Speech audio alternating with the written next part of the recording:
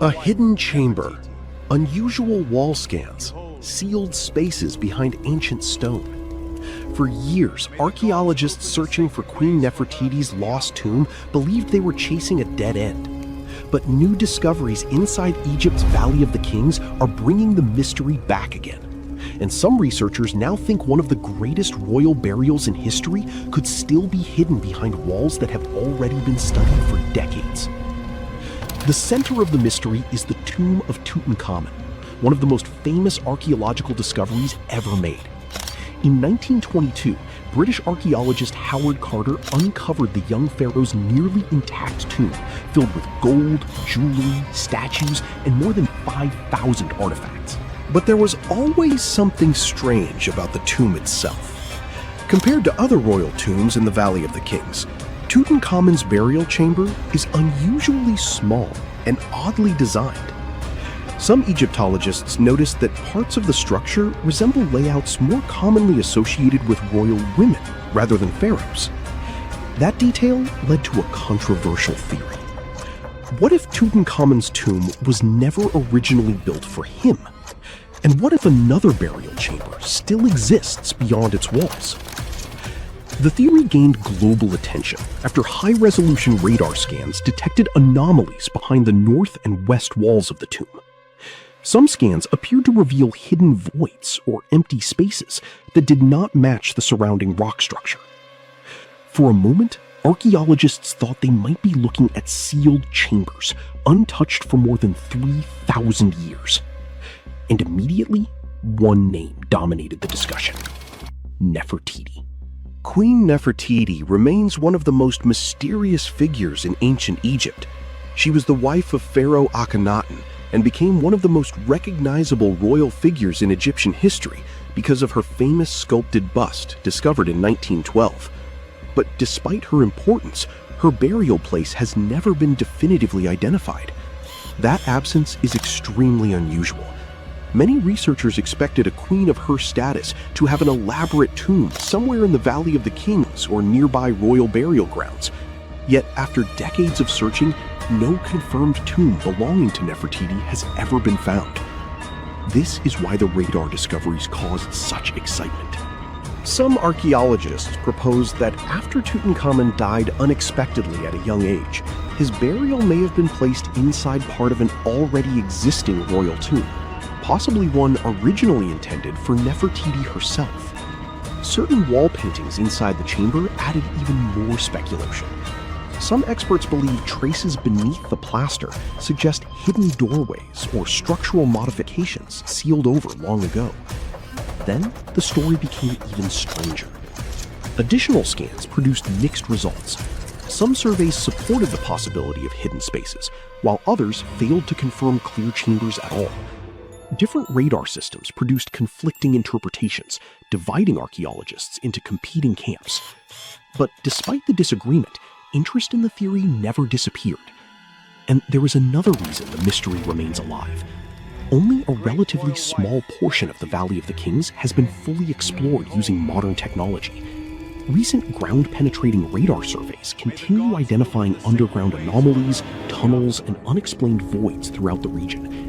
In other words, there may still be undiscovered chambers hidden beneath areas archaeologists thought they already understood.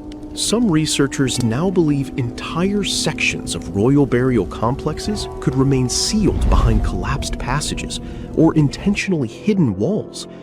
If a chamber connected to Nefertiti were ever discovered intact, it would instantly become one of the biggest archaeological finds in modern history.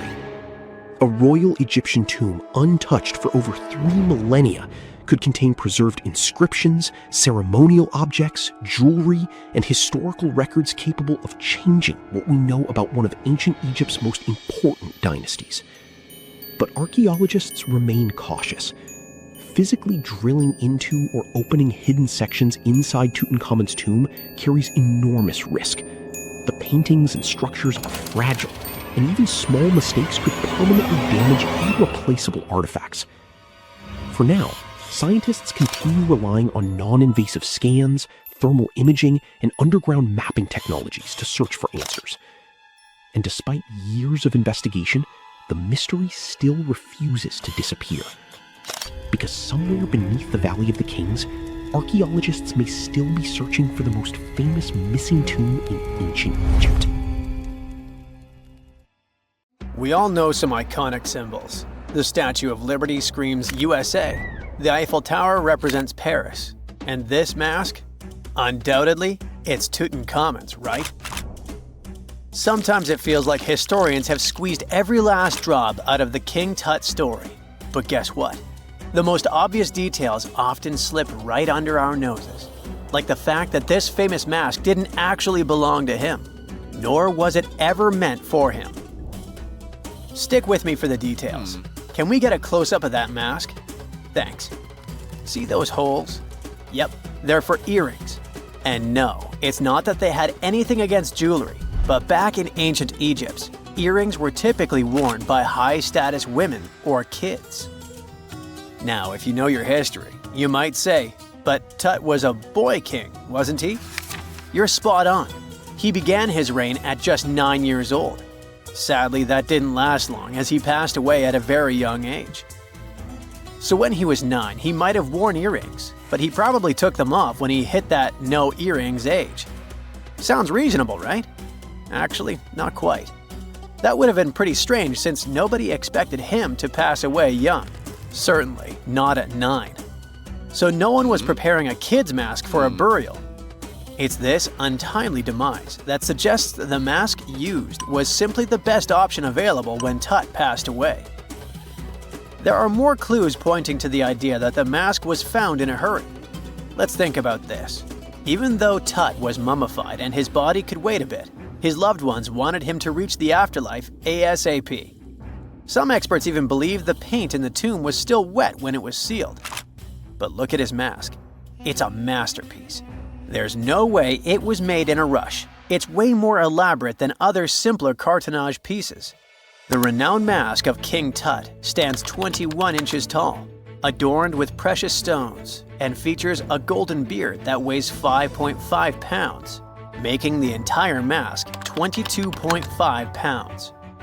Okay, I'm a bit confused here. So it seems like it was probably a kid's mask, but it had a beard?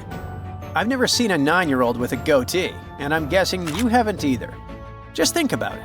A grown man's face compared to a kid's face. Fun fact for you, our faces pretty much stopped growing at the age of 16, so by 19, Tut would have definitely had the face of an adult man. Can you imagine trying to fit a relatively small kid's mask on a grown man? That would have been super embarrassing, and no one would have let that happen. Right, let's dismiss the kid's theory. Now, the second option, if you remember, is that the mask could have originally belonged to a woman. This is where the beard theory comes into play. Some researchers believe the beard might have been added later on. Here's another twist. What if the mask was actually made for Nefertiti herself, who ended up maskless? In this case, there are two discoveries. Two birds with one stone. For now, it sounds like a conspiracy theory, I know. But let's give it a shot and delve deeper into the details. So, Tut passed away in around 1323 BCE, probably due to malaria. He had other health issues too, like when he broke his leg, and records suggest he wasn't in the best shape. As for Nefertiti, we have no solid data about her demise. Plus, nobody knows exactly when or where she was buried. The supposed year when she passed away is around 1330 BCE, but she could have lived longer, and the mask was intended and prepared for her. Or maybe they just took her mask right from the burial chamber. After all, they were family. Well, sort of. She was said to be his stepmom, having been married to Akhenaten, who was likely Tut's father. But this is not 100% accurate. Some scientists doubt it. Ah, these ancient Egyptian families. It's hard to keep track of who's who. I know, you're not yet convinced that Tut wore a lady's mask. Let me share one more theory with you.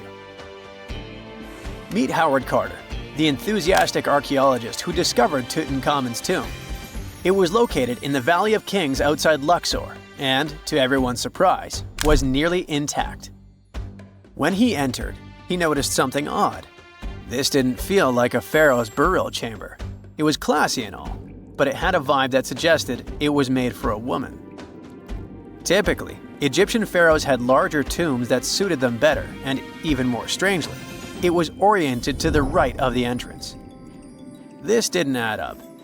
That orientation was typical for female chambers, which Egyptian queens used. Another red flag was that the chamber appeared to have been built in stages, and all the artifacts, around 2,000 of them, seemed hastily placed there. Even more curious, they looked like they were meant for other royals. Carter discovered this burial site in 1922, but it remained a mystery as to why it was so bizarre. Almost a century later, Nicholas Reeves thought he may have solved the puzzle. He claimed that King Tut might not have been the original resident of the tomb. Instead, he suggested that the undisturbed resting place of the legendary Queen Nefertiti could be hidden behind the walls of the boy king's burial chamber. Nicholas studied high-resolution photos for months, meticulously examining every pixel. One day, he focused on detailed scans that revealed the texture of the tomb's walls beneath layers of paint. He spotted what he believed to be outlines of two doorways that had been blocked and plastered over to hide them from view. The more he looked, the more it seemed real. Could it be a tomb within a tomb? Nicholas theorized there was a hidden storeroom behind the western wall of King Tut's tomb, and his chamber might just be the outermost section of a larger corridor-style network of rooms. It all sounds fancy, but sorry to break it to you, Reeves' theory was debunked. To find out if he was onto something, experts had to use ground-penetrating radar to see the unseen. Reeves' idea was that if there were gaps, it could indicate the presence of additional rooms. And at first, in 2015, one expert even thought he had found a hidden room. But the glory didn't last for long. A year later, after double-checking, it turned out there were no hidden doorways. By the way, Nefertiti isn't the only legendary woman from Egypt whose burial site remains a captivating mystery. There's a cool legend about Cleopatra that you might enjoy. It's said that she once declared, "No man will ever find my tomb." Kind of fitting, right? After all, the person who's come closest to uncovering her final resting place is a woman. Fast forward a few millennia after she passed away, and while no man has located it, archaeologist Kathleen Martinez believes she might have cracked the code. She's been on the quest for Cleopatra VII's tomb for nearly 20 years, and recently discovered a bust that she thinks represents the famous queen. However, not everyone is on board with her claim. Some experts argue that the bust doesn't resemble Cleopatra at all. Alongside this intriguing marble statue, Martinez's team also unearthed 337 coins, some of which, less controversially, feature Cleopatra's likeness. But the real part is that it's still not officially confirmed. There's no doubt about the existence of the small bust. It's carved from white marble, fits in one hand, and shows a woman wearing a royal crown, according to a translated statement from the Egyptian Ministry of Tourism and Antiquities. The big question, though, is who it actually depicts. While Martinez insists this statue is a representation of Queen Cleopatra VII, many other archaeologists argue that the facial features don't match, suggesting it likely belongs to a princess instead. Sorry, I can't resist the temptation of breaking the magic for a moment. Some folks believe that the whole idea of "no man will find my tomb" is misunderstood. Even if she did say it, what she probably meant was "no living soul," and it wasn't about gender at all. It can as well be just a beautiful legend. Toodaloo! A new discovery in Egypt is raising one of the biggest questions in archaeology. Have scientists finally found the tomb of Queen Nefertiti? For years, her burial place has remained one of the greatest unsolved mysteries of the ancient world.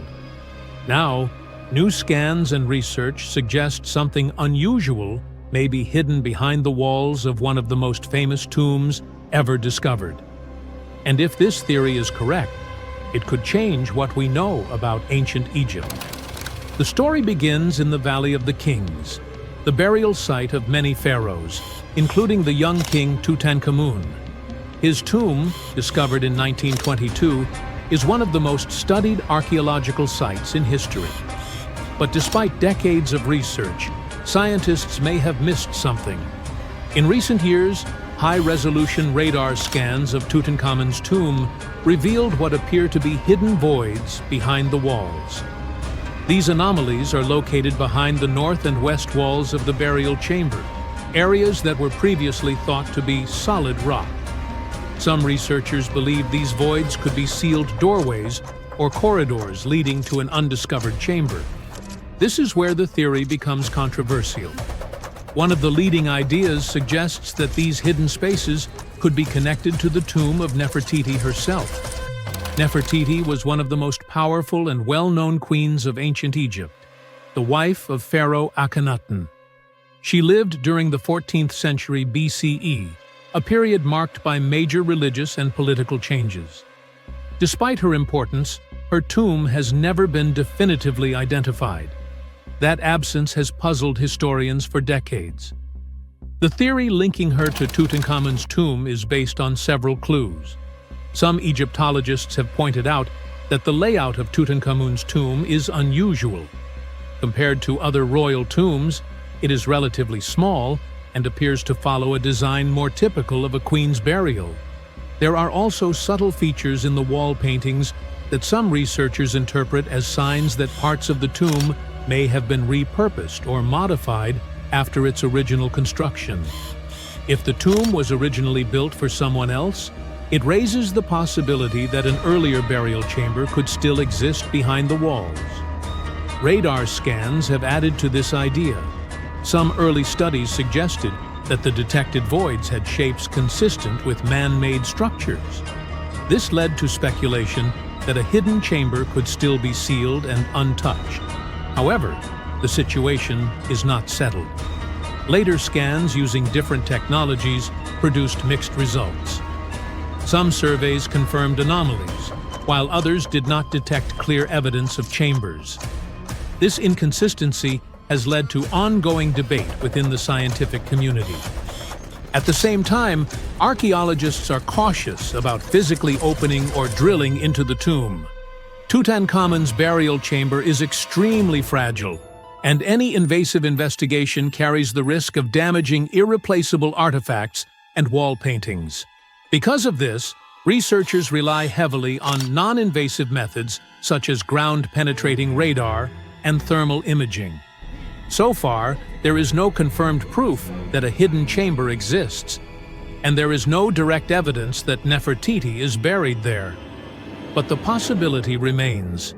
If a sealed chamber were discovered, it would be one of the most important archaeological finds in modern history. A royal tomb that has remained untouched for over 3,000 years could contain artifacts, inscriptions, and information that would reshape our understanding of ancient Egypt. It could also answer long-standing questions about Nefertiti herself, including her final years and her role in the royal family. For now, the mystery is still open. Scientists continue to study the tomb using improved scanning technologies, hoping to get clearer answers without disturbing the structure. The idea that Nefertiti's tomb could be hidden just meters away from one of the most famous discoveries in archaeology is difficult to ignore. Because sometimes, the biggest discoveries are not found in new places. They are hidden in places we thought we already understood. So looky here, scientists discovered ancient artifacts near King Tut's tomb. Turns out, his VIP final resting place looks more like a public graveyard with about a dozen wooden coffins that's been there for around 3,600 years. Okay, I might have exaggerated a tad. The 11 tombs weren't exactly right next to King Tut, but they were close, near the same city of Luxor. New findings in Egyptian tombs can help us piece together what life was like in ancient Egypt. And guess what? Ancient Egyptians seem to have been remarkably like us, modern humans. Say, the women have always loved jewelry, and archaeologists retrieved a beautifully made necklace with 30 amethyst beads and 2 agate beads, plus a hippo head amulet. Bet it was all the rage back then. Researchers also discovered 2 copper mirrors. One had a handle shaped like a lotus, and the other was decorated with Hathor, the ancient Egyptian deity of the sky, women, fertility, and love. These recent excavations near Tutankhamun's burial site led to another jaw-dropping revelation.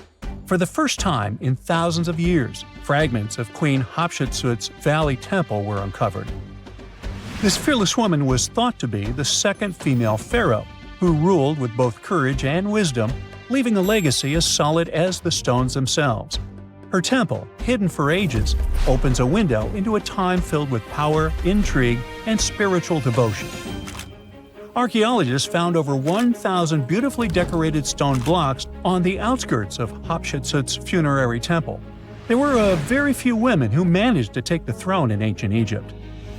Another tomb was found nearby, and it belonged to the overseer of Queen Teti Sheri's palace, whose name was Jehuti-Mez. Queen Hatshepsut seems to have even more tombs, aces up her sleeve. These tombs were carved into the rock instead of being built as pyramids, showing a unique ancient perspective on how to protect the soul in the afterlife. Experts managed to retrieve some cool ancient pieces from the site. Toys made of clay, mummy masks, winged scarabs, and some amulets. Sadly, there surely used to be way more artifacts, but over the last centuries, there have been people other than archaeologists to stumble upon this site. It's likely that looters got to these tombs before them and may have taken some valuable items. But they did leave behind some cool stuff for the researchers, like pottery used for offerings of bread and meat, along with archers' bows that connect the tomb's owners to the Egyptian military. Meanwhile, soul protection is way more important than you might think, especially if you're roaming around Luxor looking for ancient secrets. You aren't scared of King Tut's curse, are you? Let me tell you what happened to those who weren't scared, but promise me to take it with a dash of salt, okay? For years, Egyptologists, especially those who believed in paranormal activity, were convinced that there was an unsettling curse surrounding Tutankhamun's archaeological discoveries. This belief stemmed from the mysterious and untimely demise of several excavators who discovered the tomb in 1922 with no logical explanation for why they passed away. It was just easier to chalk it up to something supernatural and avoid the whole mess. But it turns out it wasn't a curse at all. It was likely the radiation that caused those excavators to perish. Now, you might wonder where the radiation came from.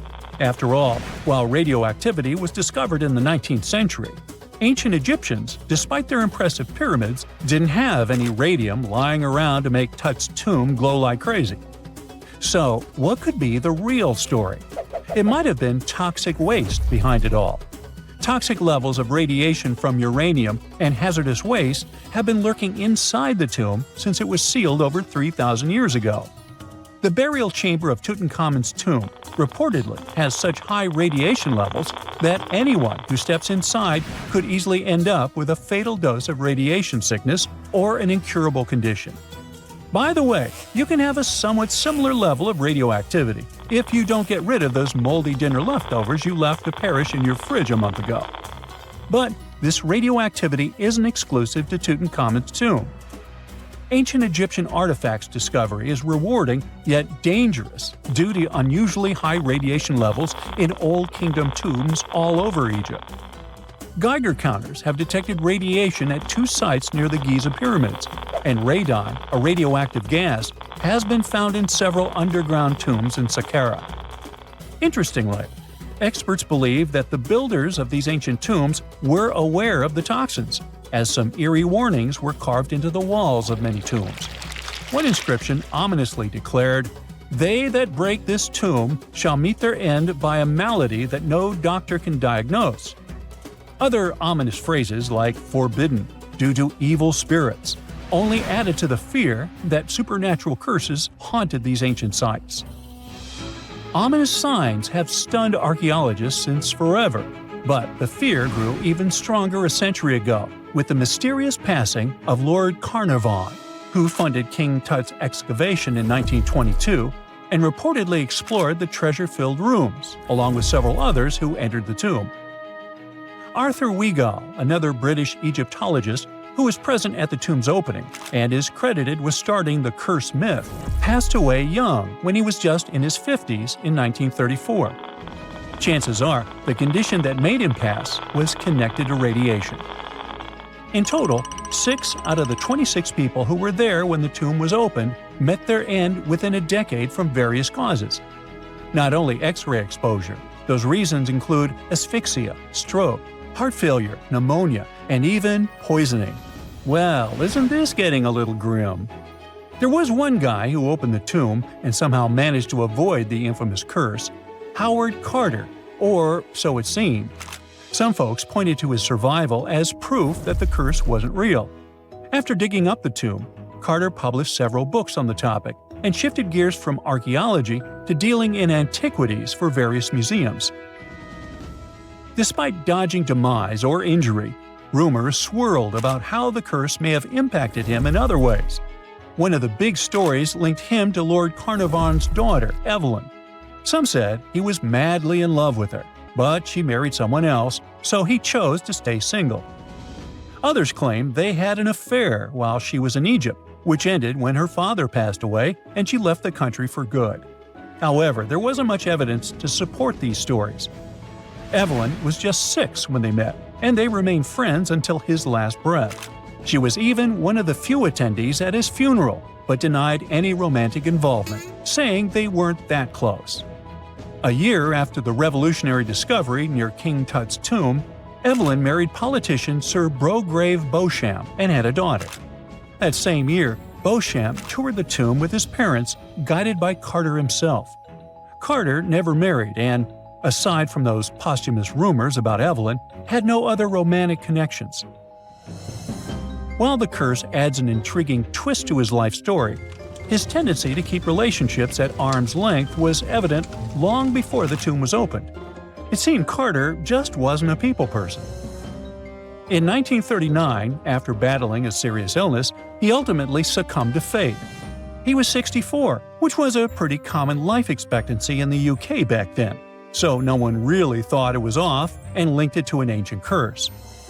When he passed, it turned out he had several artifacts from Tutankhamun's tomb in his London apartment, which were eventually sent back to Egypt, marking what some viewed as the curse's end.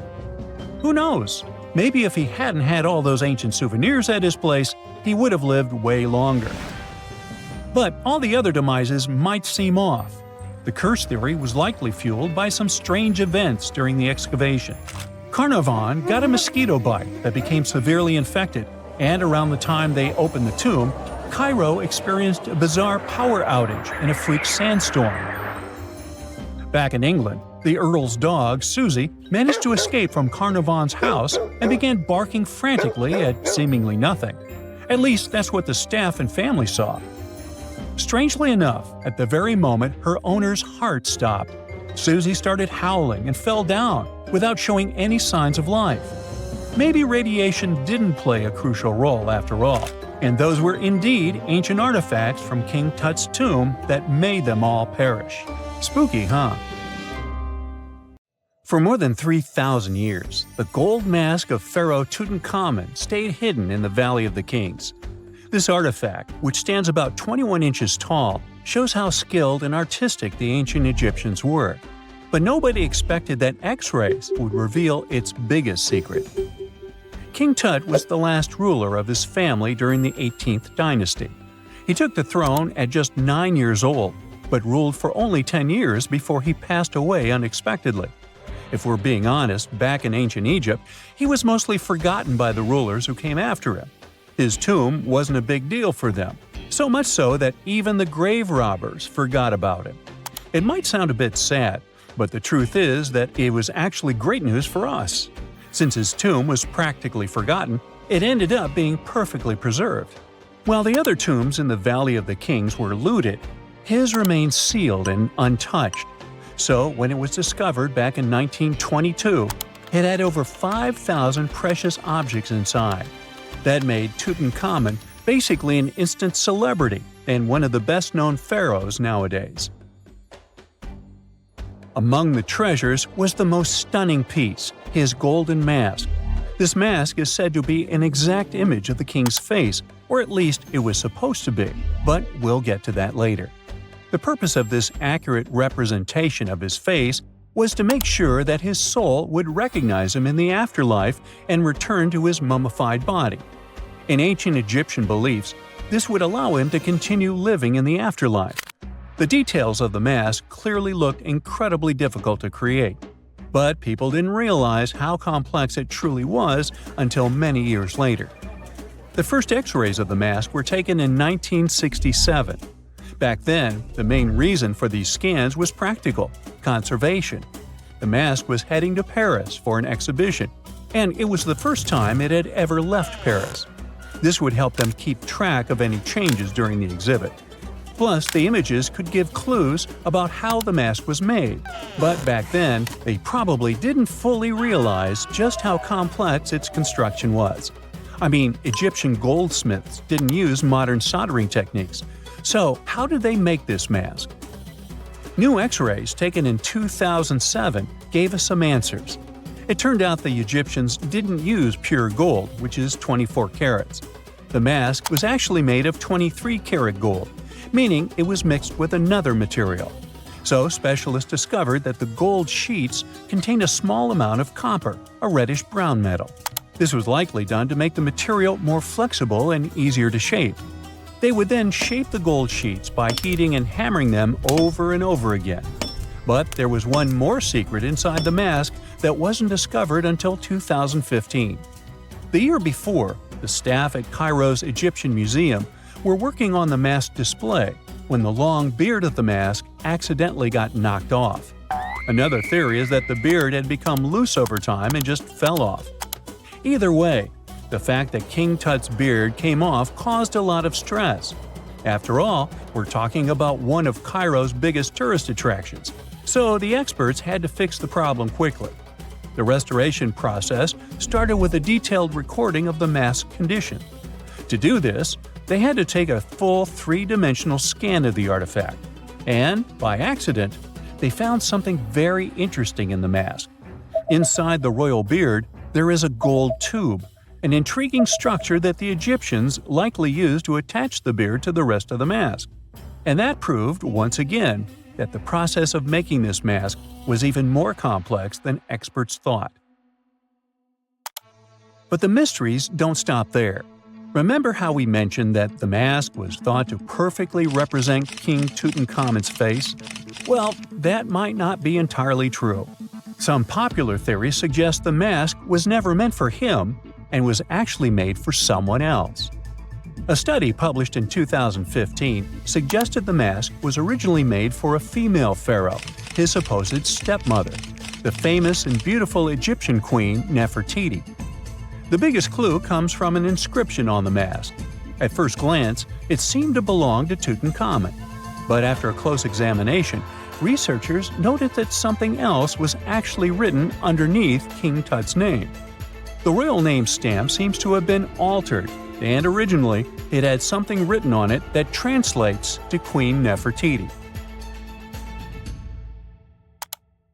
There is another feature of King Tut's golden mask that was overlooked for years, which adds even more mystery. As we mentioned earlier, experts believe he wasn't respected much by the pharaohs who came after him. And one of the clues that made archaeologists think this is the pierced ears on the mask. Some researchers believe that King Tutankhamun wouldn't have worn earrings after he was a kid. So, according to their theory, by the time he passed away at 18, he shouldn't have been represented with pierced ears. This could also support the idea that the mask originally belonged to Nefertiti, or maybe to someone who wasn't even connected to King Tut. But the mask isn't the only source of mystery. In fact, his whole tomb is full of puzzles. Recently, historians found a sign that the place where King Tut was supposed to be buried was changed at the last minute. For years, experts wonder why a pharaoh who ruled for 9 years ended up in such a simple tomb. When compared to the grandeur of other pharaohs' tombs, his tomb seemed, well, a bit plain. The idea that a king like Tutankhamun would have such an unremarkable resting place just doesn't match up with the power and importance he must have had in ancient Egypt. So, what happened? Well, apparently, this might have something to do with his successor, Pharaoh I. After King Tutankhamun passed away, researchers believe that I made sure to erase him from Egypt's history. So, one theory suggests that he was probably behind the quick decision to place King Tut's body in a smaller, less impressive tomb. When experts looked at I's own tomb, they found something interesting. There is a large wall covered in painted baboons. This is the same type of artwork found in Tutankhamun's tomb. It seems like the same person might have chosen the artwork for both tombs. Now, the design and decoration of the two tombs are almost identical, suggesting there was a shared hand behind both. But there is one key difference. I's tomb is fit for a king. It's much bigger and more impressive, even though the style and artwork are similar to what you see in Tutankhamun's tomb. So the theory suggests that I decided what went into both tombs. Since Tut passed away unexpectedly at a young age, his grand tomb wasn't finished in time. Normally, pharaohs start building their tombs while they're still alive to make sure everything is perfect. But Tut passed away when he was just 18, so there wasn't enough time. I may have taken advantage of the situation, ordering a smaller tomb for Tut and keeping a larger one for himself. Experts believe this theory explains why Tutankhamun's tomb is so simple and how I managed to wipe his memory from history so easily. But in the end, the story of King Tut's mask and tomb is full of mystery and intrigue. Each new discovery sheds more light on what really happened all those years ago. But one thing is for sure, the secrets of ancient Egypt still have much to reveal, and King Tutankhamun will continue to fascinate people for years to come. You're digging in Egypt's famous Saqqara necropolis, also known as the ultimate VIP graveyard for pharaohs, when suddenly you find a giant pink door hiding something no one knew existed. Behind this giant stone door, one that wasn't supposed to open, by the way, you find a lost tomb of Egyptian royalty. Alright, history lovers, it's time to buckle up because archaeologists just pulled off something straight out of an Indiana Jones movie. Let's travel all the way to Saqqara, one of Egypt's most mysterious and treasure-packed ancient sites. The star of the show? The prince you've probably never heard of, Prince Userefre, son of King Userkaf. No one important, just, the founder of Egypt's 5th dynasty. No big deal. But the way his tomb was discovered… It all started with a massive door, made of pink granite, no less. But this isn't just a regular stone slab. This thing is about 14 to 15 feet tall and 4 feet wide. A giraffe could easily walk through it. This door is also definitely heavier than your neighbor's SUV. But here's the twist. It wasn't a real door. It was a false door. A symbolic gateway meant to allow the spirit of the deceased to pass between the world of the living and the afterlife. Normally, that's where the story ends. After all, false doors are common in tombs. But this one was extra special. You see, false doors were usually made out of limestone, which was pretty common and found everywhere in Egypt. To build one out of red or pink granite, people had to bring these rocks from a quarry located 400 miles away. And you can bet this wasn't a cheap trip. According to Egyptologists, this is the first time a false door of this size and material has ever been found in Egypt, making it a totally unique piece of architecture. Aside from being super expensive, this one had a surprise behind it too. When the team of researchers investigated further, they realized that this false door actually hid a real entrance. And what did it lead to? A hidden tomb, packed with statues, relics, and secrets from over 4,000 years ago. The tomb belonged to Prince Userefre, but you can call him Wasar-Efra, or Wasar-Efra too. Despite being totally erased from history, this fella was no minor noble. The hieroglyphs on the pink granite door listed him as the hereditary prince, governor of Buto and Nekeb, royal scribe, minister, judge, and priest of chance. Phew! He was like the ancient Egyptian version of Daenerys Targaryen. These inscriptions not only identify his political and religious roles, but also suggest he held significant power in Lower and Upper Egypt, bridging both regions through his titles. One title in particular, the Priest of Sekher, links him to the deity of the necropolis, the one with the falcon head. This god was the patron of the living and god of the dead at the same time. So I guess the Forgotten Prince was sort of a big deal, considering that his tomb was placed in such a prestigious location within Saqqara. What's even more mysterious is that Prince Userefre doesn't appear in official king lists or royal family trees, which makes us wonder if he passed away before he could rule, or if his legacy was deliberately erased in one of ancient Egypt's classic political dramas. Some scholars now believe his erasure might be connected with shifting religious or political power struggles during the early 5th dynasty, especially as his father Userkaf was reshaping Egypt's religious order. And speaking of his father, King Userkaf was a total game changer. He wasn't just the founder of the 5th dynasty, he also kicked off a religious revolution by promoting the sun god Ra over older deities. That's right, Userkaf built the very first sun temple at Abu Sir, setting off a dynasty-wide obsession with solar worship. After Userkaf wrapped up his short but revolutionary reign, a whole lineup of pharaohs took the stage. Sahure, Nefertiti, Nusere-Ini, basically the boy band of the 5th dynasty. And these guys were all about two things: building pyramids and making money.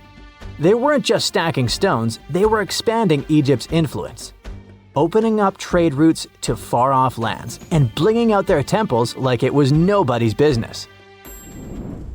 Back in the tomb, things got even cooler. There was a beautiful red granite offering table covered with inscriptions detailing ritual foods, like an eternal menu for the afterlife, because they believed the deceased could magically eat this food. Fun fact, it was the funerary priests and their families that actually ate the food. There were also pottery shards, amulets, and painted walls, but the real showstoppers were the statues. And this is exactly where things get weird, in a good way.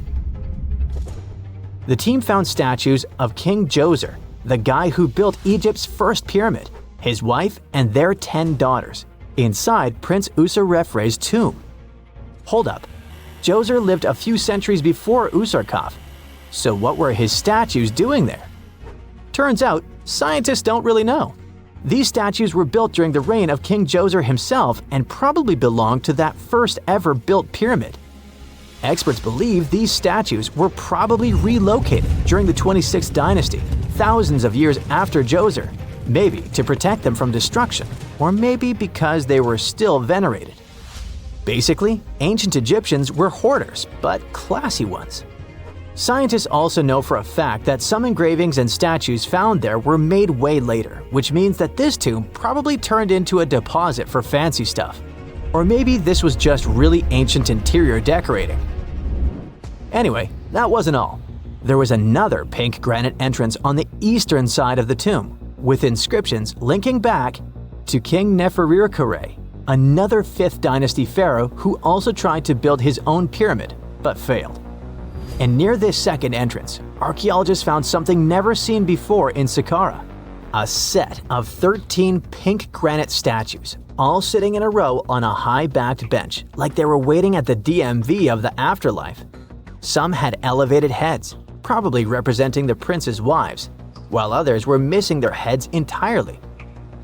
One black granite statue was found upside down.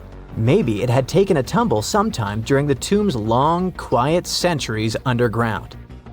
According to archaeologists, the positioning and head shapes suggest that these statues followed a strict social hierarchy, with the central figures likely representing higher status individuals, while the headless ones might indicate unfinished work or later vandalism. And speaking of black granite statues, another one was found standing proudly inside the tomb. Based on its design and inscriptions, it looks like it was placed there during the 26th dynasty, the same time those Djoser statues were probably moved in. This suggests the tomb didn't just sit abandoned, it was reused, adapted, and maybe even honored by later generations. And by the way, black granite was associated with Osiris, the god of the underworld, during the late period, which means that this statue's presence is a clue that the tomb was a ritual space long after the prince's death. All of this, giant granite doors, surprise statues, reused tombs, adds up to a truly thrilling find. Prince Userefre may not be a household name yet, but his tomb is now one of the most fascinating ever found in Saqqara. It tells a story not just of the Old Kingdom, but of how ancient Egyptians kept connecting to their past, even thousands of years later. So, what does it all mean? Why hide a tomb behind a fake door? Why pack it with statues from different eras? And who exactly was Prince Userefre? These are the kinds of mysteries that keep archaeologists digging and keep the rest of us fascinated. In the end, this discovery isn't just about one tomb, it's about how much is still waiting beneath the sands of Egypt. As more gets uncovered, we're reminded again and again that ancient history isn't gone. It's just sleeping behind massive pink granite doors.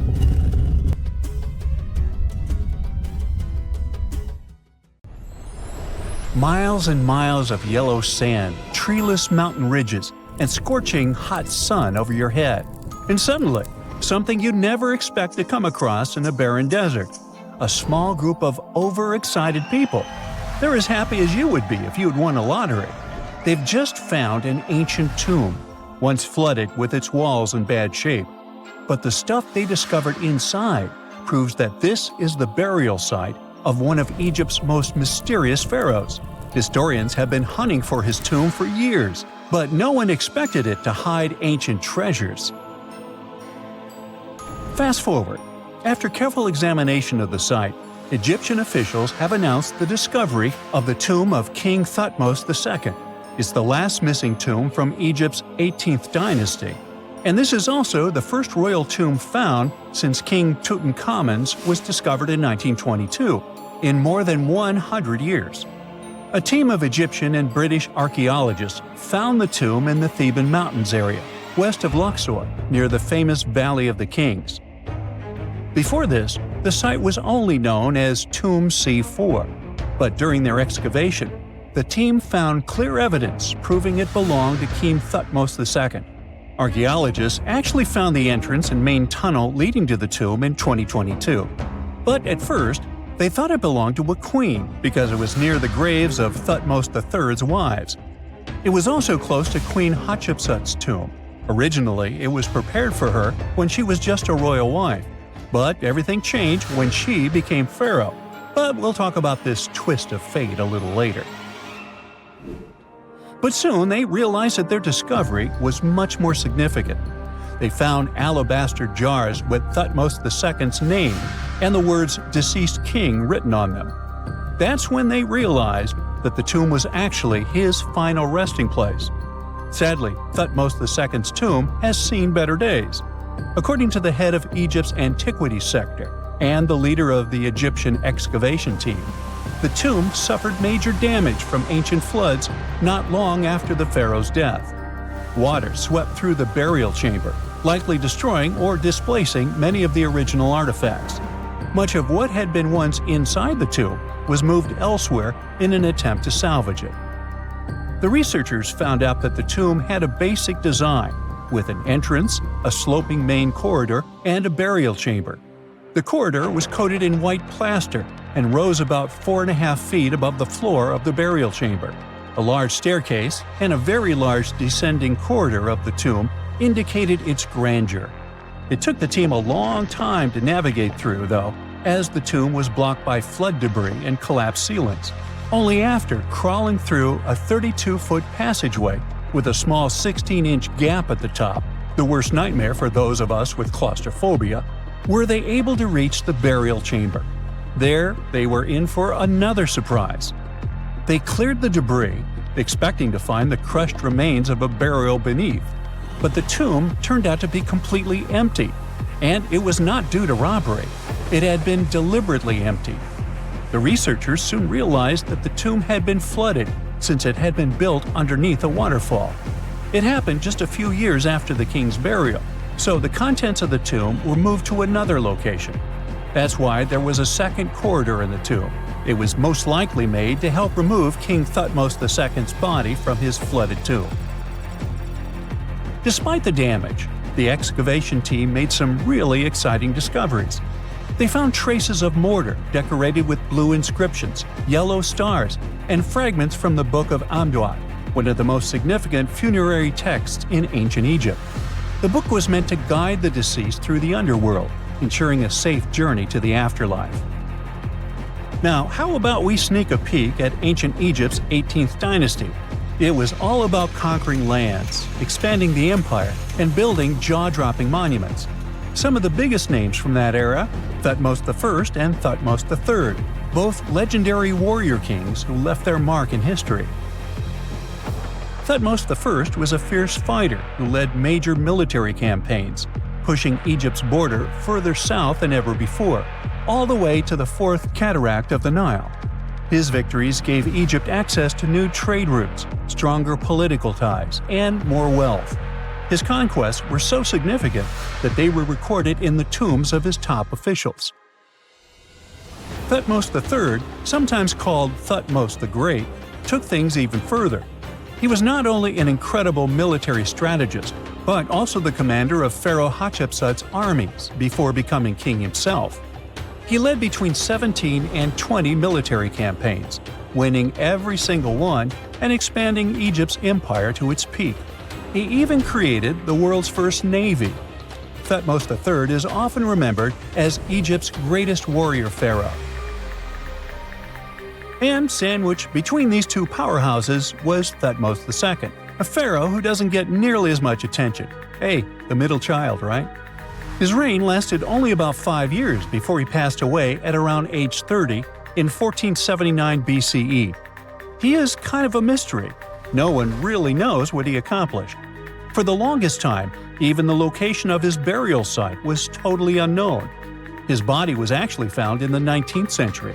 It was just lying around in the mortuary temple of Deir el-Bahari, in a secret chamber where priests used to hide royal mummies centuries after their original tombs were looted by grave robbers.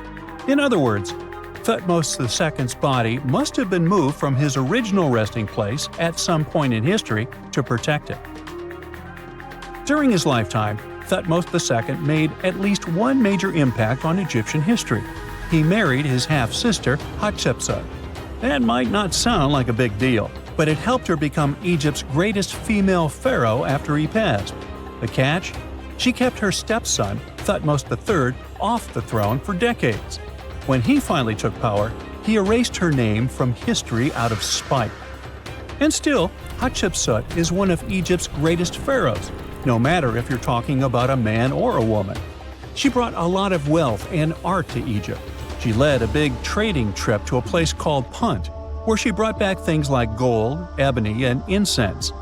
She also made sure her name lasted by building amazing structures that we can still see today. At Karnak, she added huge obelisks. One of them is still standing tall. She also was the one to build the Temple of Deir el-Bahari with its countless columns. She was buried there.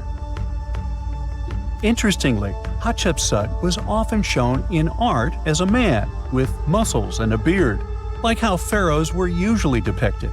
But she made sure there was always something in the artwork that reminded people she was a woman, like calling herself Daughter of Re or His Majesty herself. When she passed away in 1458 BCE, Egypt wouldn't have a female ruler as powerful as her until Cleopatra, about 1400 years later. According to Egypt's Supreme Council of Antiquities Secretary General, isn't that a mouthful? Hatshepsut's name actually appears in Thutmose II's tomb, meaning she might have even handled his burial. As for their final resting places, well, Hatshepsut was buried in the Valley of the Kings, and Thutmose II's mummy is now in the National Museum of Egyptian Civilization, alongside other ancient Egyptian rulers. It gives visitors a rare chance to see the remains of a nearly forgotten pharaoh. Now, experts consider the discovery of his tomb to be one of the most significant in recent years. The artifacts found there add important details to our understanding of the history of the region and Thutmose II's rule. And even though the tomb's design is fairly simple and follows the same architectural style preferred by later Egyptian rulers, its historical importance is undeniable. In any case, the mission isn't over yet. Archaeologists are now focusing on solving another mystery. Where did the rest of the tomb's contents end up? The team is determined to continue their search. Who knows what other secrets they will uncover that have remained hidden beneath the sands for thousands of years. During the early 1920s, the world was mesmerized by King Tut. A British archaeologist, Howard Carter, discovered the young pharaoh's tomb in Egypt's Valley of the Kings, 1922. But the public wasn't only interested in gold and jewelry. The press wrote about the curse of the pharaohs. But was it true? Was an ancient curse really the reason everyone entering the pyramids lost their lives? At the time, this was the only explanation for a series of unexplained passings. The man present at the opening of King Tut's burial chamber, George Herbert V, Earl of Carnarvon, lived only 5 more months after the discovery. He had also sponsored the dig. In comes Sir Arthur Conan Doyle. You probably know of him, the English writer behind Sherlock Holmes. He claimed that an evil elemental caused the explorer's demise. He must have been joking, right? Unfortunately, no. The newspapers continued to blame the pharaoh's curse after every Egyptologist left this world. These are the scientists who study the ancient cultures of Egypt. The archaeologist who opened King Tutankhamun's tomb passed away full 17 years after the discovery. The reason for it wasn't a secret: Hodgkin's disease. Yet again, journalists around the world wrote of a curse. This was getting ridiculous. But science must have had a rational explanation, right? Well, it did. And that explanation was common mold. Harmful fungi, Aspergillus, can survive for ages in sealed tombs. When humans inhale them, there's a high risk of infection in people who have a weakened immune system. Today, doctors believe this is what happened to the unfortunate explorer more than a century ago. Scientists now know that this type of fungi grows especially well on grain. And King Tut's tomb was full of offerings in the form of baskets full of raw grain and bread. Researchers discovered other varieties of fungi on ancient Egyptian mummies. These molds can easily cause some nasty consequences for humans. The danger of rotting organic material is real. Just look inside your fridge. Any food leftovers you have there start to go off after just 3 to 4 days. You can imagine what happens to food in a sealed chamber after thousands of years. Food is just one kind of organic material. There is also wood. If you expose it to water or even moisture in the air, it starts to deteriorate. You don't have to travel to Egypt to see the effects of this process. Any abandoned building in your neighborhood can serve as an example. When a piece of wood gets wet and has no way of drying out, there is going to be damage. From fungi to wood-boring insects, the list is long. Rotten wood presents a huge structural issue. Beams and floor panels are all made of timber, so you better not go inside a failing building. You can easily lose your footing. But this is just the tip of the iceberg. The building materials since the time of the pharaohs have changed, but so have the dangers. One of the best examples is asbestos. Until the 1970s, most home insulation materials contained this substance. It was in everything, from boilers to soundproofing. This microfiber provided excellent heat insulation. But then, the United States banned asbestos in 1989. The UK did the same a decade later. The reason for it is that asbestos becomes a health hazard when it gets damaged. When humans inhale asbestos fibers, they can get seriously sick. Abandoned strictures are full of this material, and there is no one to maintain them. You see the danger now. Another material is also common in old buildings: lead. Ancient Romans used lead piping to channel spring water into their homes. They also cooked in lead vessels, which was probably not the wisest of choices. You see, lead and water don't go well together because of something called corrosion. But this problem isn't ancient. US officials banned lead piping only in 1986. That means that 7% of American households still have lead service lines. And this is not the only source of poisoning. Until the mid-1960s, builders used lead paint to coat woodwork. In abandoned buildings, this lead coating snapped a long time ago. Anyone who touches doors and windows will disturb this lead dust and inhale it. The dust particles are at least visible to an unaided eye. This is not the case for carbon monoxide. This gas has no color, so you can't see it. It has no odor, so you can't smell it. No way to detect a carbon monoxide leak at all. And how does this dangerous gas usually escape? Poor maintenance. Well, abandoned buildings have zero maintenance.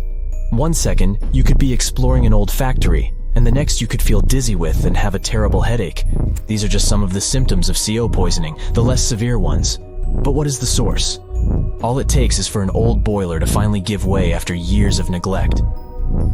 We've reached an important question. What is the main factor in air quality inside a room? If you are thinking the level of oxygen, try again. It turns out that oxygen levels drop by only 0.3% in 8 hours inside an airtight room. This is a room in which doors and windows are sealed with tape, so the decrease is even smaller in normal conditions. Oxygen isn't the main problem. The levels of carbon dioxide rise sharply inside a sealed room. This is the direct result of human breathing. We inhale oxygen and exhale CO2. Think of it as a waste gas. Normally it's only a tiny portion of the air we breathe, 0.04%. But in a sealed room, high levels of carbon dioxide will make you feel drowsy. And that's the last thing you need when inside a dilapidated building. Carbon dioxide will decrease your ability to think clearly. Researchers from Harvard did an interesting study in 2016. They had office workers come in 6 days in a row to complete a problem-solving test. During the week, they gradually raised the carbon dioxide levels in the mock-up office. The results of the same test kept getting worse over time. There are many factors at play, but CO2 levels definitely had an impact on the workers' problem-solving ability. The test took place inside a typical office environment, not inside a crumbling building where visitors must watch their every step. When I say visitors, I really mean trespassers, and trespassing is a criminal offense in the United States. This goes both for private and public property. If you defy the law, you can be fined up to $5,000 or even face lockup time. That should make you think twice before jumping over a fence with a no trespassing sign. But again, you might not be the only one inside. You can never know who else is in the building. Perhaps a person up to no good? It doesn't have to be a person at all. Animals can pose a threat as well. You would be startled if you saw a rat, for example. But the poor animal would be scared as well. It might bite you. The list of diseases rats carry is pretty long. But rodents' teeth can cause other forms of damage. They grow constantly, so the animal has to constantly nibble on something to stop them from overgrowing. If you ever felt peckish at 1 a.m., you know the feeling. Electric cables are high on the rodents' menu. Abandoned buildings have plenty of those. Old wiring is dangerous on its own. Structures erected before 1984 often used wires made out of aluminum. Today, copper is the standard because an aluminum wire is 55 times more likely to catch on fire than a copper one. Flipping a switch in a rundown building can cost you your life. Be on alert for telltale signs that something is wrong. Lights that flicker, sparks from sockets, and the smell of smoke. And yeah, don't count on an earth cable to protect you from electrocution. Ground cables became standard only in the 1960s. Let's face it, most ancient tombs have been looted at least once. No matter how scary the rumors could have been, most mummies were open too. But one. This is the Bashiri mummy, and it puzzles everyone so much that nobody dares to see what's inside. Meet Howard, but you must know him already if you're into Egyptian history. He's primarily famous for discovering King Tut's tomb back in 1922. But few people know that before this revolutionary discovery, he had probably found another mummy. It happened in 1919, and it goes by several names, either the Bashiri mummy or the Mummy of Pacheri, or the Untouchable One. Some reports say that Howard stumbled upon the Bashiri mummy in Luxor's Valley of the Kings, just where he would later find Tut's tomb. Despite this find, not much is known about this particular mummy. The reason why it's still unharmed in any way is not because of some superstitions, but because nobody is sure that they can undo what they do if something goes wrong. The mummy is so intricately wrapped that researchers never unfurled it for fear of irreversible damage. The golden rule of anyone who works with antiquities: if you're not sure you can't make it better or preserve it unchanged, do not touch it. history knows many examples of ancient relics ruined beyond repair, say Ecce Homo, or smiling statue restoration. The delicate fabric that covers the mummy's face has this cool design that kind of looks like a pyramid. The researchers are not 100% sure, but this might be the only one of its kind with that embalming style. But without knowing the ancient technique, it's next to impossible not to ruin the mummy while unwrapping and wrapping it back. Back in the day, people, both experts and looters, would unwrap mummies for all sorts of reasons, mostly to study them. Luckily, these days, we have advanced tech that lets us check out what's inside a sarcophagus without having to unwrap anything. After taking a closer look at the Bashiri mummy, researchers figured out that it belonged to a man who was around 5.5 feet tall and lived during the Ptolemaic era, which makes this mummy roughly 2,300 years old.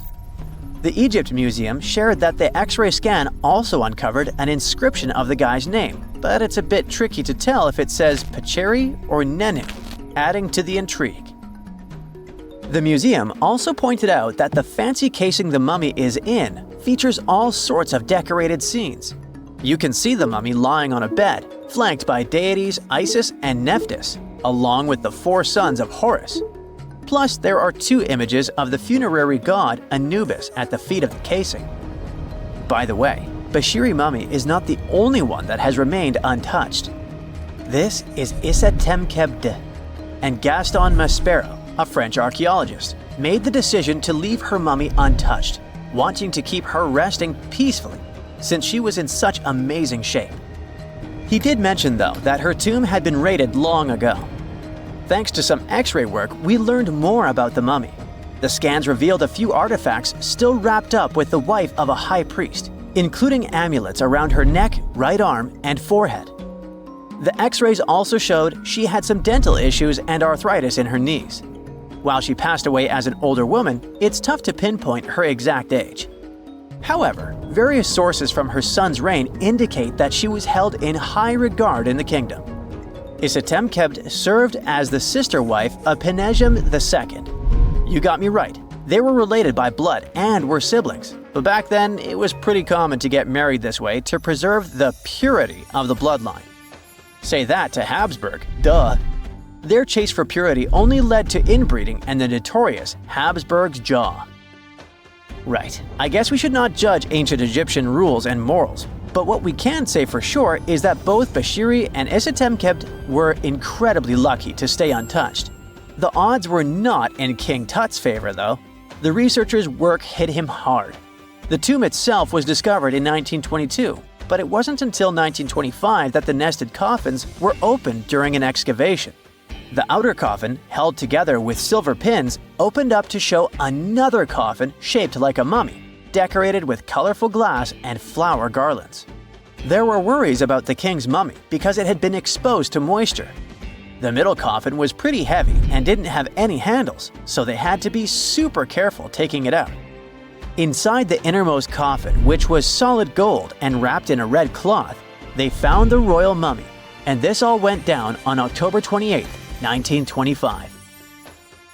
Tutankhamun's mummy, measuring about 6.07 feet, fit snugly into the innermost coffin, which was 6.17 feet long. You can already tell there was a problem, right? Imagine how hard it is to extract something as fragile as an ancient dried-up mummy, especially when there's not much room for maneuver. Plus, the mummy looked sus. It was pitch black.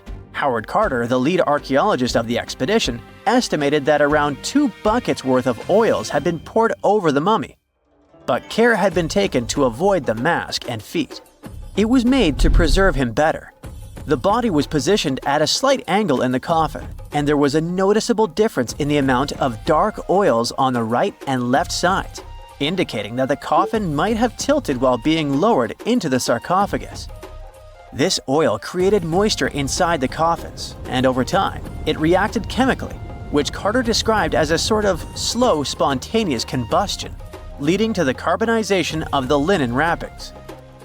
Unfortunately, the combination of heat and moisture took a toll on the mummy's trappings as well. The crook and flail fell apart. The resin scarab cracked, and the threads holding the hands and mummy's bands started to decay, making everything quite fragile.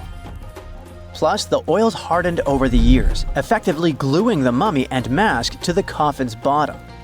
To try and separate the mummy from the inner and middle coffins, they were placed in the sun for several hours, reaching temperatures of 149 degrees Fahrenheit. Despite this effort, the mummy remained stuck, so the initial examination had to be done right where it was. The first part of Tutankhamun's mummy the researchers checked out was his lower legs and feet, meaning they started the examination from the bottom up. As they peeled back the bandages, they uncovered the first of many treasures wrapped up with the king. They took their time to carefully document and photograph everything they found. The inner layers of bandages were in pretty bad shape, mostly turning to dust, making it tough to figure out how everything was originally wrapped. Still, the overall methods matched what was seen in other nobles' mummies from that time. Lots of folded linen pads were used to shape the torso and thighs. The outer and inner bandages were made from fine linen, while the middle layers were coarser. They had some intricate bandaging around the shoulders and chest with a similar style around the groin. Each limb, along with fingers and toes, which were fitted with gold caps, was wrapped separately. Tutankhamun even wore gold foil sandals on his feet. They hoped to separate the mummy from the coffin by removing the outer bandages, but the resins had stuck the body to the coffin. So, the researchers ended up chiseling it out. To do this, they had to cut the torso in half at the hips and disarticulate the arms to continue unwrapping. Each part was treated with hot paraffin wax for stability, and later the hands and feet were reattached with resin. Finally, they used hot knives to detach the head from the mask. To check the teeth, it was decided to make an incision around the jaw and neck, which was later fixed with resin. So technically, the scientists did all they could to preserve the mummy, but still, in a way, it ended up being damaged beyond repair. What do you think? Should they have left it in the coffin? Or did they do the right thing? Let us know in the comments. They found the tomb of a royal doctor who lived over 4,000 years ago, a man who held pharaohs' lives in his hands. This man knew secrets that only deities and kings were allowed to hear. And yet, when they opened his tomb in 2024, there was no body, just vivid paintings untouched by time and cryptic symbols carved into stone. Who was he, and why was he buried with spells linked to a scorpion deity? The tomb was buried deep beneath the sands of Saqqara. The doctor's name was Tete-Nebefu. He lived around 4,100 years ago, during one of Egypt's most mysterious turning points, right at the edge of glory and collapse. These were the final days of Egypt's Old Kingdom. The sun still glinted off freshly built pyramids, but the shadows were already creeping in. The pharaoh, Pepi II, had ruled longer than anyone before him, 90 years. But by the end of his reign, the country was cracking. The power was slipping, the regional leaders were rising, and the Nile floods grew unpredictable. In this shaky period, the mysterious doctor thrived. His tomb was discovered by a Swiss-French archaeological team in the shadows of old pyramids. The weirdest part was that when they uncovered his burial chamber, they found no body, no golden treasures either. Unfortunately, the tomb had been robbed long ago. But what remained was something even more fascinating: the words and images left on the walls. The paintings are still vibrant, bright colors that somehow survived all those years underground. The walls show jars, containers, strange abstract patterns, and geometric shapes. And then there are hieroglyphs, lines and lines of sacred script carved with precision, like someone had poured their soul into every curve. These inscriptions revealed who Tete-Nebefu truly was. Turns out, he wasn't just any doctor. He was the conjurer of Serket. Now, Serket was the female deity of scorpions, sacred and terrifying. Egyptians believed she could stop venom, heal bites, and protect the living from toxic elements. The title, Conjurer of Serket, meant Tete-Nebefu was a specialist in treating dangerous stings and bites. And if he got an entire tomb for himself, He may have been Egypt's top expert in those things, a man who healed with both medicine and magic. But that wasn't all. He also held the title Director of Medicinal Plants, a title seen only once before in all of ancient Egypt. That means he knew the healing power of herbs, roots, and oils like no one else. Now you might wonder, what plants in a huge land of sand? But in reality, ancient Egyptians used herbal medicine that would hold up in some labs today. They created pills, ointments, and inhalers. Most often they chose some active ingredient, a flavor to make it easier to take, and something to deliver it into the body. Sound familiar? And yeah, they didn't have many traditional plants, so some of these ingredients were bizarre by our standards, like using crocodile dung and acacia mixed with honey. They even had formulas for anti-wrinkle creams. And apparently, our mysterious healer was also chief dentist. This title is almost never seen in ancient records. Evidence of Egyptian dentists is incredibly rare. Turns out, our ancient genius didn't just fight stings and study plants. He was also trusted with teeth and jaws, which were actually a huge problem in ancient Egypt. These people may have built wonders, but their teeth paid the price. Ancient Egyptians constantly caught grains of sand in their mouths. They often ate grit-filled bread and raw vegetables, which wore down enamel and caused a horrible condition called attrition. This led to tons of problems, including tooth loss. They had to improvise back in the day. For example, crafting the world's oldest known toothpaste from crushed rock, mint, and pepper, which ironically only made things worse for the gums. Or a toothpaste from things like eggshells, pumice, and natron, a salty mineral used for cleaning. They were also inventing mouthwashes from celery, bran, and herbs to ease the problem. Some mummies were even found with crude metal braces and gold wires attaching missing teeth. Though we're not sure if these were for the living, or was it just a nice little addition added as an afterlife gift. So, Teti Nebefu specialized in all these fields. 3 rare titles for one man. Now back in the day, he must have been admired as incredibly knowledgeable. In a world without modern science, he would have been like a sorcerer who knows how some leaf or bark could save a life. That's why archaeologists believe Teti Nebefu wasn't just any doctor. He was, most likely, the royal physician, the one who treated the pharaoh himself. We don't know for sure which king he served. Maybe it was Pepi II, and who knows, maybe that's why the guy lived so long. But if that was the case, Teti Nebefu may have lived through the final moments of the Old Kingdom, watching the Golden Age crumble from inside the palace walls. And then he was buried. The body was looted, or perhaps just lost to time. But the team says they're still studying the tomb, still uncovering the traces of this incredible man. Overall, ancient Egyptians were practicing medicine on a crazy advanced level. Some practices feel familiar even today. They had hospitals, specialists, surgeries, and many more things, even medical schools. Both men and women were allowed to be doctors. They healed with various methods and practiced surgery with actual tools, scalpels, forceps, even sutures. Some doctors treated only the eyes, others the teeth, the stomach, or even what they called the hidden diseases. They knew how to clean and dress wounds, could set broken bones using splints made of wood or reeds wrapped in linen, and even prevented infections. There were even proctologists. They also built the first prosthetics, like a wooden toe with leather straps that help people walk normally again. The oldest known prosthetic is 3,000 years old. Now, the most shocking part is how they actually even tried to remove tumors. A recent study looked at a 4,000 years old skull.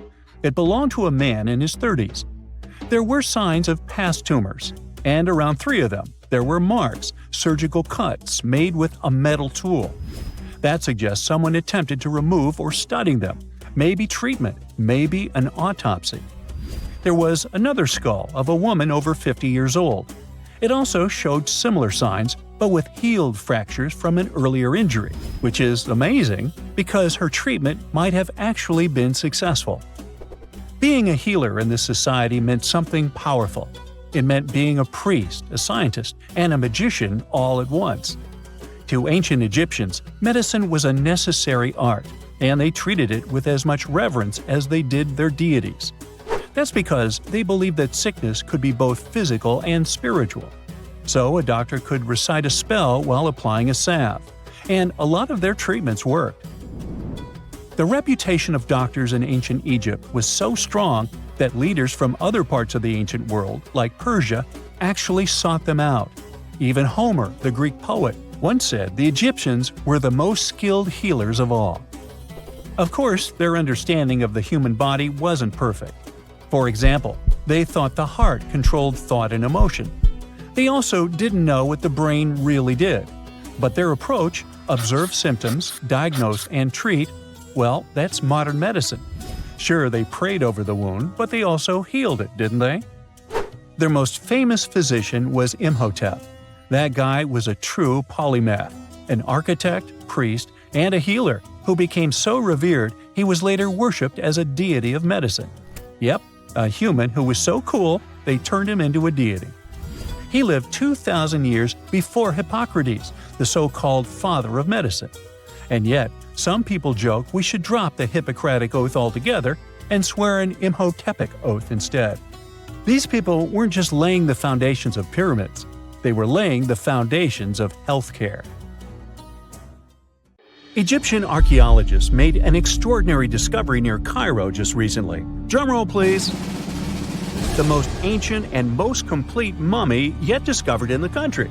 Yes, they were keeping it under wraps. The 4,300-year-old mummy was found in a group of tombs close to the Step Pyramid of Djoser, dating back to the Egyptian Old Kingdom. It was covered in layers of gold. The team also found several other tombs, including one belonging to an ancient Egyptian official and another belonging to a secret keeper who had the power to perform special ceremonies. Another interesting tomb was that of a writer, which featured the largest statues ever found in the area. This vast burial site is also home to more than a dozen pyramids and resting grounds. Probably one of the most famous mummies in the world is that of Hatshepsut. She ruled Egypt like a boss for around 20 years, building all sorts of impressive buildings and creating new trade routes. But when archaeologist Howard Carter found her tomb in the Valley of the Kings, her sarcophagus was empty. However, Carter did find two coffins in another tomb, one of which belonged to Hatshepsut's wet nurse and the other to an unknown woman. In 2006, a team of specialists decided to investigate whether that mysterious lady was the queen herself. They found a molar tooth in a wooden box with Hatshepsut's name on it, and when they compared it to a gap in the mummy's mouth, it was a perfect match. Ramses II was a pretty impressive ruler, but it was his mummy that eventually made history. Now, we don't hear too much about his daddy. Okay, I'll stop. Ramses is considered to be the most powerful pharaoh in all of Egypt, as he reigned for a whopping 6 decades. He also lived to be over 90 years old. Now that's pretty amazing, considering the time he lived in. Ramses II supposedly had over 100 offspring too. Talk about a big family. When he passed away, his body was originally buried in the Valley of the Kings, but some sneaky guys tried to rob his tomb of all his treasures. Officials back in the day weren't having any of that though, so they moved his body to a secret location to keep it safe. Fast forward to the 1800s, and Ramses II's mummy was discovered along with a bunch of other rulers and important officials. But it wasn't in the best condition, so archaeologists flew it to Paris to get it, well, pampered. Problem was, he couldn't just be transported into another country. The only solution available was to give Ramses II his own passport. His occupation was listed as king, and the document even featured his photo. Most mummies aren't necessarily known for having the most hydrated skin. But that of an ancient woman, also known as Lady Di, proves otherwise. No, not that Lady Di. This wealthy lady from ancient times was discovered in an ornate tomb in 1971, and she looked fabulous, if we can say so about a mummy. Thanks to the special conditions in her tomb, like the moisture in the environment and the lack of oxygen, her body was almost perfectly preserved. Her skin was soft, her hair was on point, and she was still flexible. The museum that now proudly displays her mummy also shows a ton of fancy items that were buried with her, like dinnerware and musical instruments. Archaeologists investigated the mummy further and discovered that she passed away from a heart attack at around 50 years old. Even though it hasn't been around for over 2,000 years, Lady Di is still making history. The mummy of Otzi the Iceman was discovered in the Alps in 1991. Austrian authorities initially thought he was a modern mountaineer because he was so well preserved. Turns out, he was actually from the Copper Age. He was found in a mountain pass over 10,000 feet above sea level. Through studying his mummy, we've learned so much about life in Copper Age Europe. For example, we know that he was a native of Central Europe and enjoyed eating meat. He also suffered from arthritis, narrowing arteries, and intestinal problems. But he likely used acupuncture and medicinal herbs to treat these conditions. And apparently, he was pretty handy with tools. He sharpened them just days before his untimely demise. Who knows if he was expecting trouble or just getting ready for some routine work. Now, King Tut and his story is most likely the one that made all mummies famous.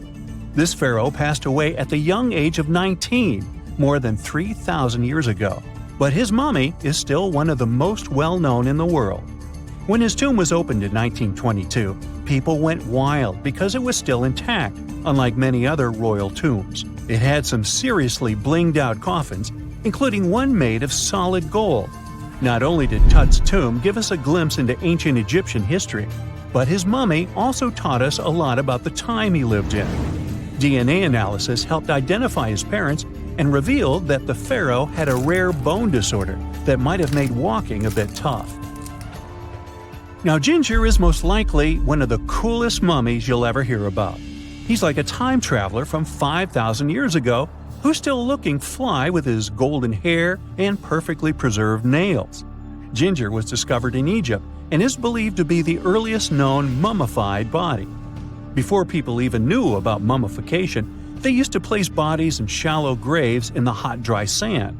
And since the sand absorbed all the water, bacteria couldn't reproduce and the body was preserved naturally. Now, scientists are not sure if Ginger's preservation was intentional or not, but since he was buried with some pottery vessels, it's likely that whoever buried him knew some serious preservation techniques. If you want to meet Ginger in person, he's currently chilling at the British Museum.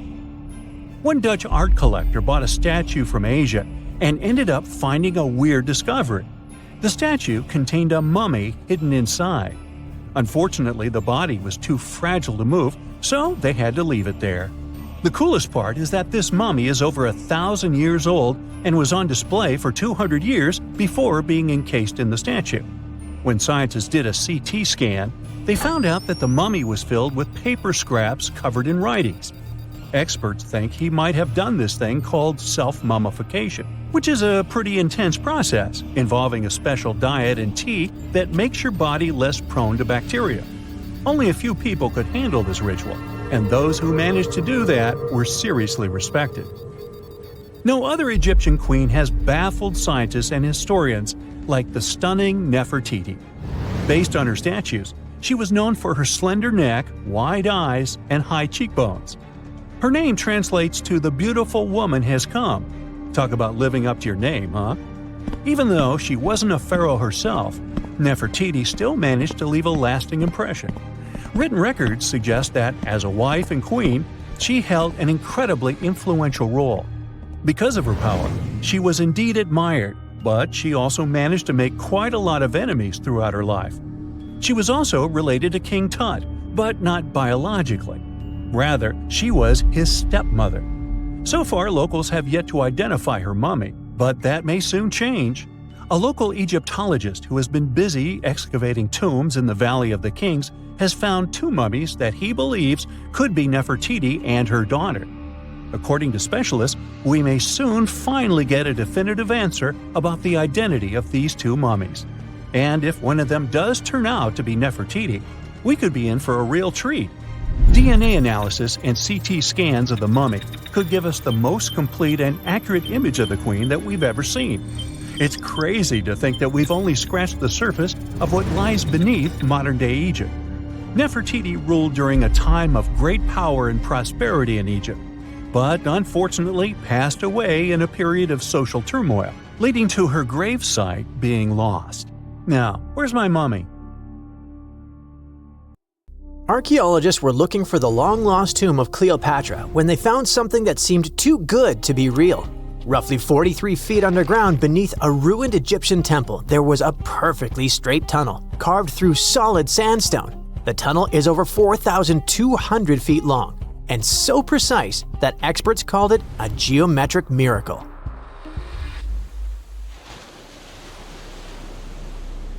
The tunnel sits beneath an ancient city west of Alexandria, near Egypt's Mediterranean coast.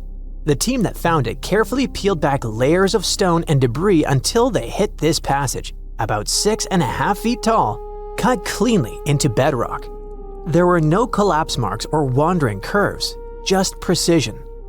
If you've ever tried to drill a straight hole into a wall at home and failed within seconds, imagine doing this underground for nearly a mile. Ancient builders had no GPS, no lasers, no modern surveying tools. Yet, this tunnel stays remarkably level over its entire length. That means they understood gradients, angles, and distance in a way that goes far beyond stack stones and hope. Engineers today rely on machines to maintain that kind of accuracy underground. These people relied on knowledge, repetition, and patience. Parts of the tunnel now sit underwater or collapsed, probably after several earthquakes that struck the region centuries ago.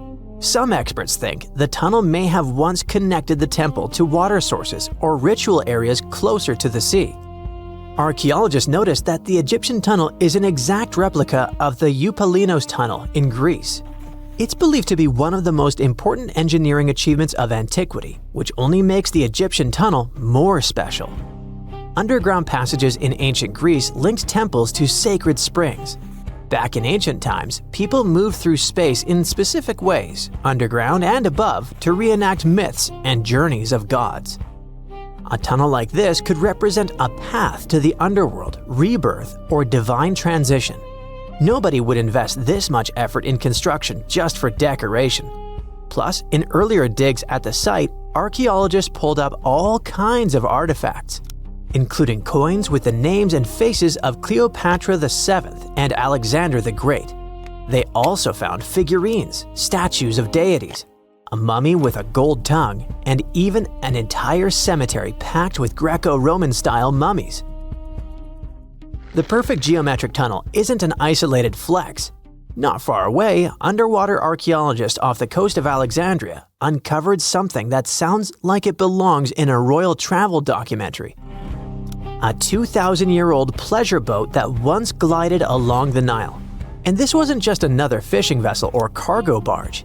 It likely stretched over 115 feet long and 23 feet wide, and had a decorated cabin, plus around 20 rowers, which turned the river into a moving palace. This isn't speculation pulled out of thin air. An ancient Greek geographer named Strabo wrote about these exact boats around the 1st century BCE. He described lavish vessels used by royalty during festivals and ceremonial outings in Alexandria. For years, historians treated that as a poetic exaggeration. Then, this wreck surfaced, and suddenly, Strabo sounded less like a storyteller and more like a witness. Even ancient art backs it up. The Palestrina mosaic from Italy shows richly decorated boats floating down the Nile. They match both the texts and the physical evidence almost perfectly. Inside the wreck, archaeologists found something small but incredibly human. Graffiti scratched into the wood in Greek. Just writing left behind by someone who stood on that deck 2,000 years ago. Researchers haven't fully decoded the text yet, but its existence alone matters. It tells us this wasn't just a floating symbol of power. People lived on it. It was sort of like a modern luxurious yacht, and the Nile was like a highway. All types of vessels with passengers were moving back and forth, visiting friends, carrying their goods for trade, doing business, and, of course, going on pleasure cruises. The location of the pleasure boat makes the story even better. The boat sat near the temple of Isis on Antirodos, an island that once hosted royal and religious buildings before earthquakes and rising seas erased it from the surface. That temple collapsed around 50 CE, and researchers believe the boat may have sunk during the same disaster. Another recent find that has to do with life on the Nile is the lower part of the massive worship complex about 10 miles southwest of Cairo. It connects directly to an upper temple dedicated to Ra, the Egyptian deity of the sun. The newly excavated part is a 4,500-year-old valley temple. The upper temple sits on higher ground, and archaeologists excavated it years ago. The valley temple is closer to the Nile, and it's connected to the upper part by a causeway. A German Egyptologist actually started excavating part of the temple back in 1901, but the groundwater sat much higher then, and he had to stop. Now, the groundwater level is lower, and a modern team has managed to excavate about half of the Valley Temple since 2024. Once they got in, archaeologists uncovered the remains of a columned entrance portico. Then they found blocks carved with a calendar of religious events, almost like an ancient public schedule. The text includes feasts for Sokar, a falcon-headed deity linked to Memphis, which was a major capital during the Old Kingdom, plus the festival of Min, a fertility deity, and even the procession of Ra. The calendar blocks all showed up around the entrance portico area, which most definitely means that the outside facade of the temple displayed this long feast calendar publicly.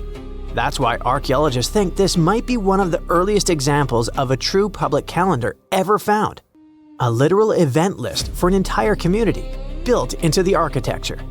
On top of that, the team found dozens of decorated blocks covered in inscriptions that named a pharaoh who ruled around 2420 to 2389 BCE and had the temple built. This temple shows how people moved through ancient Egypt. Because the upper temple handled the main worship, but the valley temple made the whole place accessible. It acted like the landing area for boats coming in, either directly from the Nile or more likely from one of its side channels. So instead of hiking across desert terrain, visitors could arrive by water, step onto the temple's landing stage, enter through the Valley Temple, then head up the causeway ramp toward the upper temple on the hill. After about a century of use, researchers found that the Valley Temple had been repurposed into a residential area. And the best part is, what they found from that era: 2 wooden pieces used for playing Senet, an ancient board game. Senet shows up at other Egyptian sites too, including King Tutankhamun's tomb, but nobody fully agrees on the rules today. Some discoveries in Egypt create new mysteries instead of solving the old ones.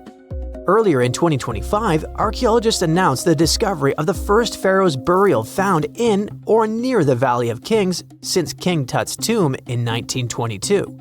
The newly found tomb of Thutmose II flooded almost immediately after burial. Ancient officials rushed in, removed the mummy and most of the grave goods, and hid them somewhere else.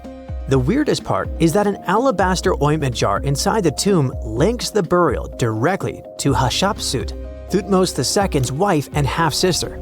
The inscription basically says she made this monument for him, which proves she arranged his burial. But it still doesn't explain why she placed him here and later chose the Valley of the Kings for herself. Now, archaeologists are studying a huge mound of rubble near the tomb, about 75 feet tall, and suspect it was built to hide something important. If a second tomb sits underneath, it could be complete and undisturbed. So, the deeper the archaeologists dig, the more ancient Egypt stops feeling like a gone civilization and starts feeling like a paused one. Looks like it didn't just survive time, it outsmarted it. And we're only just beginning to catch up. This coffin seems to defy logic. No visible openings, no way in or out. And yet, inside lies Lady Shanet Ah, a mysterious woman from ancient Egypt, perfectly preserved even after 3,000 years. How did she get there? It was the third intermediate period in Egypt, a time between great dynasties. Pharaohs wore the blue crowns. Priests in Thebes were almost as powerful as kings. Markets were filled with the cries of merchants selling dates, papyrus, and precious perfumes. Lady Shanet Ah was in her late 30s or early 40s. old age by Egyptian standards of that time. Like other Egyptians at the time, she ate meals of bread, lentils, and fish.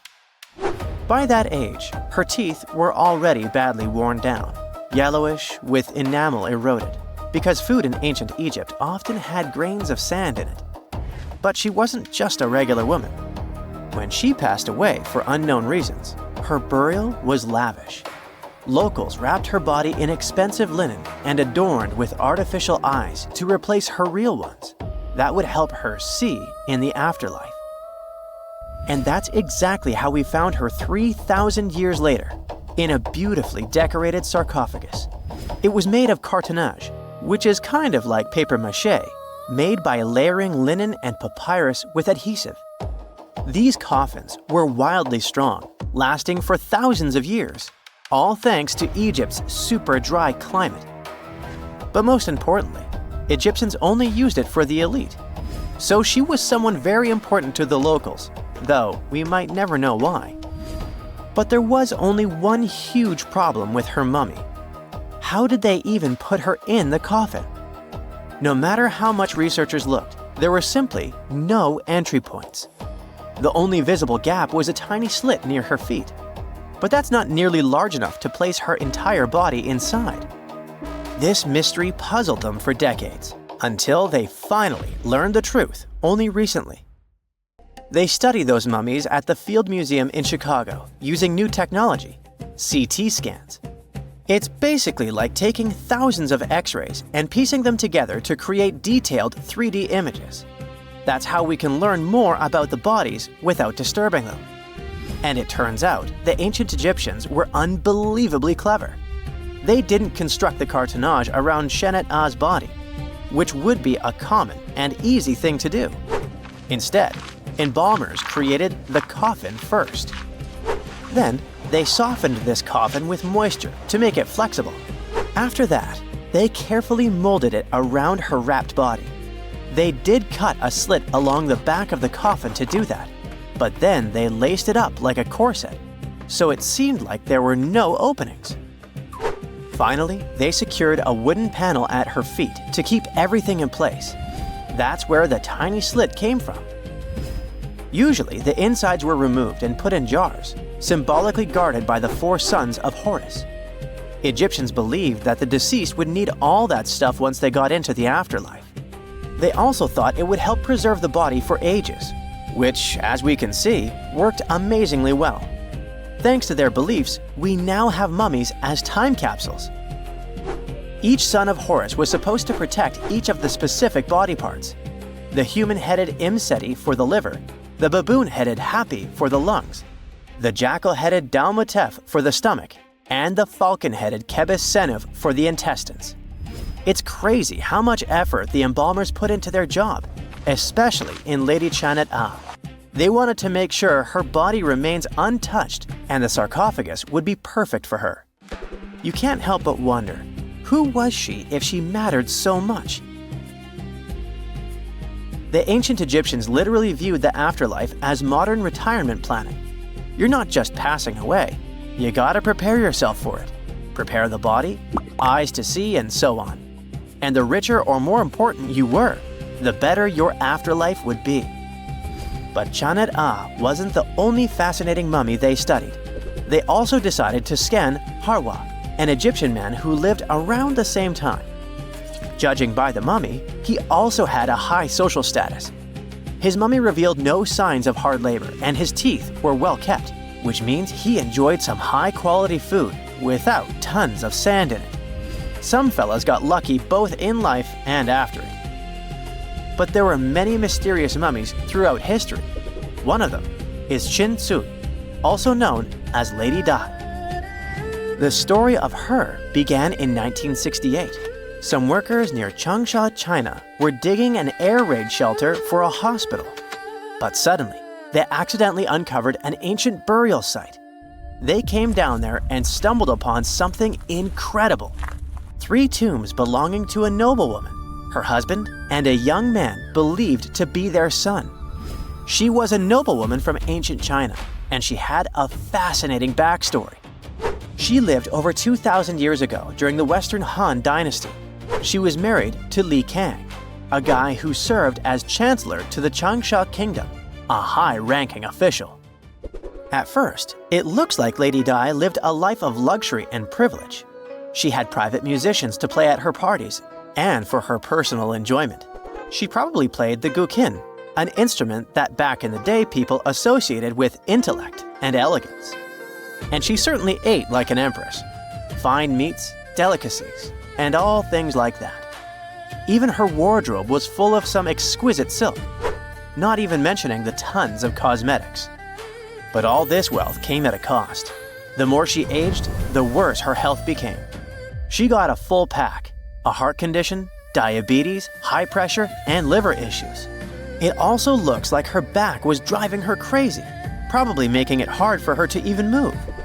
Finally, as a cherry on top, she developed gallstones. All this packed together eventually led to a heart attack that took her life around the age of 50. There was one haunting detail. Scientists found over 130 melon seeds in her stomach and intestines. Most likely, she ate watermelon just hours before she passed away, which means it was probably during summer when the fruit was ripe. She enjoyed a sweet, simple treat before her life was cut short. The excavation began in 1972, and this wasn't easy at all. Over 1,500 local students had to help. And Lady Di was the most mysterious one. She was buried in 4 rectangular pine boxes, one inside the other like a Matryoshka doll, all wrapped in 20 layers of silk, and all that sealed with lots of charcoal and white clay. The coffins were painted beautifully as well, adorned with protective deities, mythical animals, and clouds which symbolized the heavens. There were drawings of divine creatures and Mount Kunlun. The myth said that on this mountain, people reach eternal happiness. All this told us a lot about the Han Dynasty, their beliefs about afterlife, art, daily lives, and their remarkable craftsmanship. And then researchers finally got to the body. It was astonishing. Soft skin, joints that could still bend, and in general, she was almost intact. She even kept her hair, eyelashes, fingerprints, and even traces of blood. It's like she literally passed away only a few weeks ago. Ancient people used a very clever technique to preserve her. It looks like embalmers put her into some weird, mysterious acidic liquid. This liquid prevented bacteria from growing. Unfortunately, it also gave rashes to all the scientists that touched Lady Di. And this rash lasted for 3 months. And you know what they buried together with her? Over 1,400 artifacts, mostly personal stuff like silk clothes, cosmetics, and musical instruments. Even food, grains, meats, wine, and pastries. There were also 162 carved wooden figurines of various servants and musicians. It's possible that they were either just there to service her even in the afterlife, or maybe based on her actual servants.